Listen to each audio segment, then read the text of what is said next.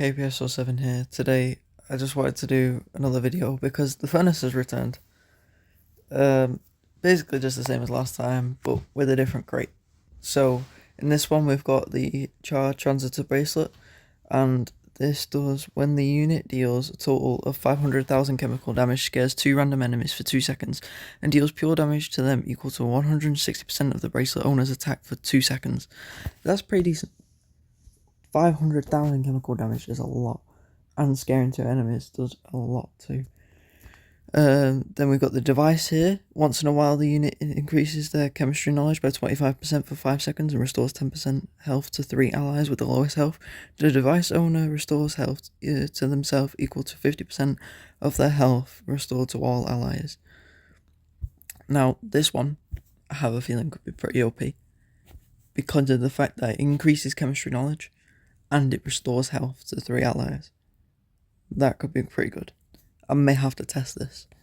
Then the suit, which I really wanted, so I tried my hardest to get it, and luckily I got it. This does, once in a while, the suit wearer and all allies in a small radius around them take 50% less damage from enemy chemists, and ranges for 7 seconds.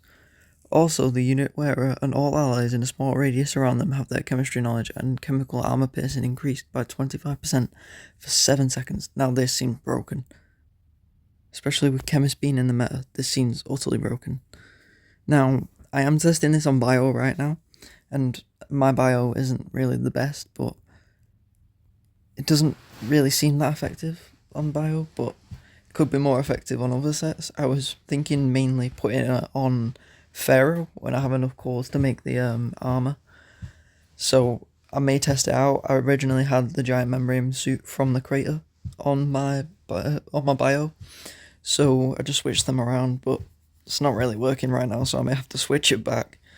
But yeah, I mean, yeah, it could work, but with the way my gear is and things like that, it's not working for me right now. Then we've also got this flask here. Once in a while, the unit casts an anti-chemical barrier on a random ally for 3 seconds during this time. One of the following 2 effects is triggered every second. The protected unit has a 50% chance to restore the health, 300,000 health, and increase their damage by 15% for 5 seconds. Stacks up to 3 times. Okay, that's pretty nice. The protected unit has a 50% chance to remove 2 random debuffs and increase their physical and chemical defense by 10% for 5 seconds. This could be good for Phantom PK. It really could be good for Phantom PK, but I mean, it's based on one of the two. Now, the 2 random, it would be cool if they were both, but the 2 random debuffs looks better to me. But I don't know, it just seems decent. May have to test it out, may try and get it tested out. Then we got the field kit. Once in a while, the field kit owner restores 20% health to all allies. All enemies take chemical damage equal to 10% of the health restored to allies. This could be very OP. This could be, especially if you like Snowstorm, or maybe even Phantom PK could be really good, to be fair to you. May have to try and test that out. I'm sure others are testing it out as well, but I feel like it could be really, really good. But yeah, I just wanted to make a quick short video explaining the smelting furnace being back. My opinion is the same as last time. It's a really good event. I really like the fact that the devs implemented this into the game. I love how it's alliance based. I've always loved how it's an alliance based one. I think we need more events that are alliance based in an overall consensus.